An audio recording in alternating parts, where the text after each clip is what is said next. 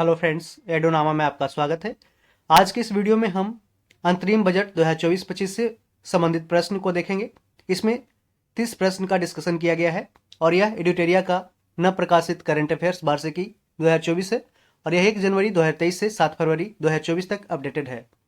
इसके पहले हमने 500 objective questions practice set number 1 से लेकर 10 तक टोटल प्रैक्टिस सेट कवर कर लिया है। उसका लिंक डिस्क्रिप्शन में दे देंगे, आप उसे जाकर देख सकते हैं। और फटाफट 100.com जो वर्ष 2023-24 के बीच में 100 टॉप 100 क्वेश्चंस का डिस्कशन हमने देख लिया है, उसका भी लिंक डिस्क्रिप्शन में मौजूद रहेगा, आप उसे जाकर देख सकते हैं। तो आइए शुरुआत करते हैं पहले क्वेश्चन से। अंतरिम केंद्रीय बजट 2024-25 को वित्त मंत्री श्रीमती निर्मला सीतारमण द्वारा संसद में कब पेश किया गया? तो 1 फरवरी 2024 को। 1 फरवरी 2024 को अंतरिम केंद्रीय बजट 2024-25 को वित्त मंत्री श्रीमती निर्मला सीतारमण द्वारा संसद में पेश किया गया। अंतरिम केंद्रीय बजट 2024-25 में किन वर्गों पर फोकस किया गया है? तो इसमें गरीब, युवा एवं किसान और महिलाएं, 4 वर्ग हैं, गरीब, महिलाएं, युवा और किसान। तो इसमें चारों ऑप्शन हो जाएगा, ऑप्शन डी सही हो जाएगा। अंतरिम केंद्रीय बजट 2024-25 का बजट आकार कितना है? तो 47,65,768 करोड़, 47,65,768 करोड़, 47,65,768 याद रखिएगा, पूछ सकता है डायरेक्ट क्वेश्चन। वित्त वर्ष 2024-25 में राजस्व खर्चा यानी कि रेवेन्यू एक्सपेंडिचर का कितना बजट अनुमान लगाया गया? तो 36,54,657 करोड़। रेवेन्यू एक्सपेंडिचर है, आर ई रेवेन्यू एक्सपेंडिचर, ठीक है, 36,54,657 करोड़। अगला क्वेश्चन, वित्त वर्ष 2024-25 में राजस्व प्राप्ति यानी कि revenue receipt or revenue receipt का कितना बजट अनुमान लगाया गया है? तो 30,01,275 crore, 30,01,275 crore revenue receipt or राजस्व प्राप्ति। छठा नंबर क्वेश्चन, निम्नलिखित में कौन से कथन की चर्चा बजट भाषण 2024-25 में की गई? पीएम स्वनिधि के तहत 78 लाख फेरी वाले को ऋण सहायता मिली, सही है। पीएम जनमन योजना कमजोर आदिवासी समूहों पर फोकस है। आपसे डायरेक्ट पूछ सकता है कि पीएम जनमन योजना किससे संबंधित है? तो एक कमजोर आदिवासी समूहों से संबंधित है। पीएम विश्वकर्मा योजना के तहत 18 व्यवसायों से जुड़े कारीगरों एवं शिल्पकारों को मदद मिल रही है। तो इसमें तीनों स्टेटमेंट सही है। इसका बजट है जो भाषण 2024-25 में की गई है। 7 नंबर क्वेश्चन, बजट 2024-25 से संबंधित निम्न में से कौन सा कथन सही नहीं है? पूछा है नहीं है। पिछले 10 वर्षों में बहुआयामी गरीबी से 10 करोड़ लोग बाहर हुए हैं, तो स्टेटमेंट गलत है। पीएम मुद्रा योजना के तहत 43 करोड़ ऋण मंजूर किए गए, सही है कि पीएम मुद्रा योजना के तहत 43 करोड़ ऋण मंजूर किए गए। स्किल मिशन इंडिया मिशन के अंतर्गत 1.4 करोड़ युवाओं को प्रशिक्षित किया गया, ट्रेनिंग दिया गया, सही है। वर्ष 2047 तक भारत को विकसित बनाने का लक्ष्य रखा गया है। कब तक? 2047 तक। पूछ सकता है डायरेक्ट क्वेश्चन कि वर्ष 2047 तक भारत को विकसित बनाने का लक्ष्य रखा है। आगे बढ़ते हैं, इसका ऑप्शन ए हो जाएगा। यहां पे पूछा कौन सा कथन सत्य नहीं है, तो ऑप्शन ए। 8 नंबर क्वेश्चन, वित्तीय वर्ष 2024-25 के लिए इंडियन रेलवे पर कुल कितना खर्च, कितना व्यय रखा गया है, एक्सपेंडिचर रखा गया है? तो 2.55 लाख करोड़, 2.55 लाख करोड़ यह वित्तीय वर्ष 2024-25 के लिए रेलवे पर खर्च रखा गया है। 9 नंबर देखते हैं, वित्तीय वर्ष 2024-25 के लिए राजस्व घाटा कुल जीडीपी का कितना प्रतिशत अनुमानित है? जो रेवेन्यू डेफिसिट है वो टोटल जीडीपी किसे कहते हैं? ग्रॉस डोमेस्टिक प्रोडक्ट इसका फुल फॉर्म होता है। और ये the total final product produced in a country with in a financial year, माने कि एक वित्तीय वर्ष में एक संपूर्ण क्षेत्र में अंतिम उत्पाद जितना हुआ उसको हम जीडीपी के अंदर कैलकुलेट करते हैं। तो वित्तीय वर्ष 2024-25 के लिए राजस्व घाटा यानी कि रेवेन्यू डिफिसिट कुल जीडीपी का कितना प्रतिशत अनुमानित है? तो इसका आंसर 2% हो जाएगा, 2%। वित्त वर्ष 2024-25 के लिए राजकोषीय घाटा का कितना बजट अनुमान लगाया गया है? 16,85,494 करोड़। वित्त वर्ष 2024-25 के लिए राजकोषीय घाटा यानी रेवेन्यू डेफिसिट का कितना बजट अनुमान लगाया गया है? 16,85,494 करोड़। वित्त वर्ष 2024-25 के लिए प्राथमिक घाटा यानी कि प्राइमरी डेफिसिट का कितना अनुमान लगाया गया है? तो इसमें जीडीपी का 2.3%, ये गलत है, जीडीपी का 1.5% और 4,95,054 करोड़। तो वित्त वर्ष 2024-25 के लिए प्राथमिक घाटा यानी कि प्राइमरी डेफिसिट का कितना अनुमान लगाया गया है? तो इसमें जीडीपी का 1.5% है, कितना आएगा? 4,95,054 करोड़। तो इसका आंसर बी और सी दोनों हो जाएगा। वित्त वर्ष 2024-25 के लिए कितना पूंजीगत खर्च यानी कि कैपिटल एक्सपेंडिचर का बजट अनुमान लगाया गया है? तो 11,11,111 करोड़। और इसको पीएम मोदी ने अपने बजट समरी में है जो अच्छे रूप से इसको एक्सप्लेन किया था। 11,11,111 करोड़ कितना टोटल कैपिटल एक्सपेंडिचर का बजट है जो अनुमान लगाया गया है, इसको याद रखें। वित्त वर्ष 2024-25 के लिए कितना पूंजीगत प्राप्तियां यानी कि कैपिटल रिसिप्ट का बजट अनुमान लगाया गया है?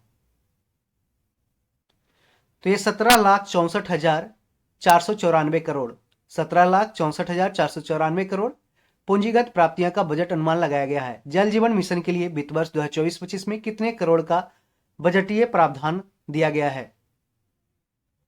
तो 70,163 करोड़ रुपया जल जीवन मिशन के लिए वित्त वर्ष 2024-25 में बजटीय प्रावधान रखा गया, 70,163 करोड़। मनरेगा के लिए Mahatma Gandhi national rural employment guarantee act के लिए वित्त, और ये कब लागू हुआ था? 2005-6 में, जिसमें महात्मा जोड़ा गया था, महात्मा गांधी का नाम, 2009 में।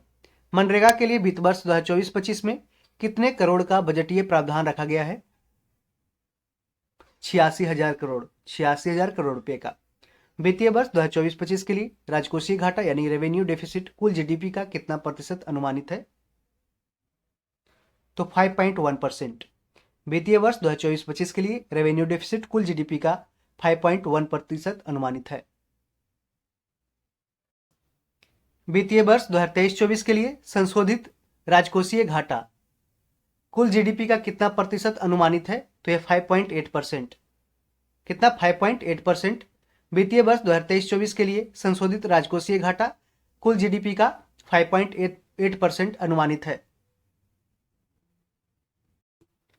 वित्त वर्ष 2023-24 के लिए संशोधित राजकोषीय घाटा का कितना बजट अनुमान लगाया गया है? 17,34,773 करोड़ रुपया। वित्त वर्ष 2023-24 के लिए संशोधित राजकोषीय घाटा का कितना बजट अनुमान लगाया गया है? 17,34,773 करोड़। और ऐसे क्वेश्चन है जो डायरेक्ट आपको बीपीएससी पीटी में डायरेक्ट पूछा जाता है क्वेश्चन, तो इसको डिजिट को भी याद रखें। बिहार दरोगा के लिए काफी इंपॉर्टेंट नहीं हो सकता है, लेकिन कुछ कुछ क्वेश्चन इसमें से पूछा जा सकता है। अंतरिम बजट 2024-25 के अनुसार पिछले 10 वर्षों में कितने लोगों को सरकार बहुआयामी गरीबी यानी कि मल्टी डायमेंशनल पॉवर्टी से बाहर निकालने में मदद की है? तो इसका आंसर 25 करोड़ हो जाएगा। अंतरिम बजट 2024-25 के अनुसार पिछले 10 वर्षों में 25 करोड़ लोगों को सरकार बहुआयामी गरीबी से बाहर निकालने में मदद किया है। 20 नंबर क्वेश्चन, रूफटॉप सोलराइजेशन के तहत कितने करोड़ घरों को मुफ्त बिजली उपलब्ध कराने का लक्ष्य है? 1 करोड़ घर। रूफटॉप सोलराइजेशन के तहत कितने करोड़ घरों को मुफ्त बिजली उपलब्ध कराने का लक्ष्य रखा है? तो 1 करोड़ घर। आर्थिक उन्नति, रोजगार और विकास को बढ़ावा देने के लिए सरकार 50 वर्षीय ब्याज मुक्त ऋण के साथ कितने करोड़ रुपए का कोष यानी कि फंड स्थापित करेगी? 1 लाख करोड़ रुपए का, 1 लाख करोड़ रुपए का फंड स्थापित करेगी। अंतरिम बजट के अनुसार कितने समान रेल डब्बों को वंदे भारत मानकों के अनुरूप बदला जाएगा? 40,000। अंतरिम बजट के अनुसार 40,000 समान रेल डब्बों को वंदे भारत मानकों के अनुरूप बदला जाएगा। अंतरिम बजट में पेशेवरों के लिए नई अनुमानित कराधान सीमा क्या रखी गई है? 75 लाख। अंतरिम बजट में पेशेवरों के लिए नई अनुमानित कराधान सीमा रखी गई है 75 लाख। 24 नंबर क्वेश्चन, अंतरिम बजट में खुदरा व्यवसायों के लिए बढ़ी हुई अनुमानित कराधान सीमा क्या रखी गई है? अंतरिम बजट में खुदरा व्यवसायों के लिए बढ़ी हुई अनुमानित कराधान सीमा 3 करोड़ रखी गई है, 3 करोड़। कितनी मंडियों को इलेक्ट्रॉनिक नेशनल एग्रीकल्चर मार्केट यानी कि E NAM national agriculture market E NAM में एकीकृत किया गया है, इंटीग्रेट किया गया है?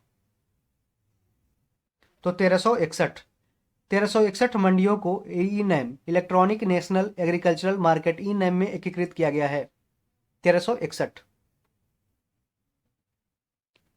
26 नंबर क्वेश्चन, अगले 5 वर्षों में पीएम आवास योजना ग्रामीण के तहत कितने और मकान बनाए जाने का लक्ष्य रखा गया है? तो 2 करोड़। अगले 5 वर्षों में पीएम आवास योजना ग्रामीण के तहत 2 करोड़ और मकान बनाए जाने का लक्ष्य रखा गया है। 27 नंबर क्वेश्चन, सरकार ने वर्ष 2025-26 तक जीडीपी का कितना प्रतिशत राजकोषीय घाटा यानी कि रेवेन्यू डेफिसिट लाने का लक्ष्य रखा है? तो 4.5%, 4.5%। 4.5% याद रखिएगा कि सरकार ने 2025-26 तक जीडीपी का 4.5% रेवेन्यू डेफिसिट लाने का लक्ष्य रखा है। अभी आपने देखा 5.8% के आसपास है, ठीक है। यहां पे सरकार और आरबीआई ने मिलकर 4 ± 2% तक के बीच में है जो इसको कंट्रोल करने का लक्ष्य रखा है, ठीक है। कि वित्त वर्ष 2024-25 के लिए पूंजीगत व्यय यानी कि कैपिटल एक्सपेंडिचर में कितने प्रतिशत की वृद्धि हुई है?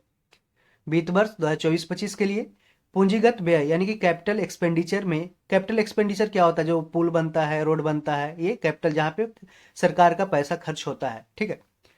पूंजीगत व्यय में कितने प्रतिशत की वृद्धि हुई है? तो 11.1%। 11.1% वित्त वर्ष 2024-25 के लिए पूंजीगत व्यय में 11.1% की वृद्धि हुई है। सर्वाइकल कैंसर के निवारण के लिए सरकार किस आयु वर्ग के बालिकाओं को टीकाकरण के लिए प्रोत्साहित करेगी? तो 9 से 14 वर्ष की बालिकाओं को सर्वाइकल कैंसर के निवारण के लिए सरकार टीकाकरण के लिए प्रोत्साहित करेगी, 9 से 14 वर्ष की। वर्ष 2014-23 अभी हाल ही में एक न्यूज सोशल मीडिया में वायरल हो रहा था कि जो पूनम पांडे जो एक्ट्रेस मॉडल हैं, उन्होंने बोला था कि सर्वाइकल कैंसर के कारण उनका है जो मौत हो गया, लेकिन अभी उन्हें बताया कि नहीं, हमने ऐसा मजाक किया था, बस एक सर्वाइकल कैंसर के बारे में जागरूकता फैलाने की कोशिश की गई थी, लेकिन एक बहुत ही गंदा मजाक था, ठीक है। और अभी वो जिंदा है। वर्ष 2014-23 के दौरान एफडीआई यानी कि फॉरेन डायरेक्ट इन्वेस्टमेंट का अंतर प्रवाह कितना अरब डॉलर रहा? वर्ष 2014-23 के 2014 से लेकर 23 तक 9 साल 10 साल के दौरान, जब तक मोदी राज है उसके दौरान एफडीआई का अंतर प्रवाह इनफ्लो कितना अरब डॉलर रहा?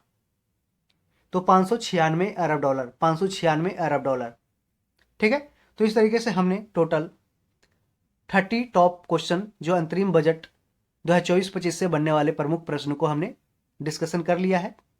और भी आप इसका एडिटोरिया करंट अफेयर्स का वीडियो देखना चाहते हैं तो उसको हमने प्लेलिस्ट के माध्यम से लिंक बना के डिस्क्रिप्शन में दे देंगे, आप उसे जाकर देख सकते हैं। उसमें हमने फटाफट 100.com जिसमें टॉप 100 क्वेश्चन डिस्कशन किया है, और उसके साथ सेकंड पार्ट हमने 500 टॉप 500 क्वेश्चन जो प्रैक्टिस सेट नंबर 1 से लेकर 10 तक दिया गया है, टोटल 500 क्वेश्चन, उसको हमने डिस्कशन किया है।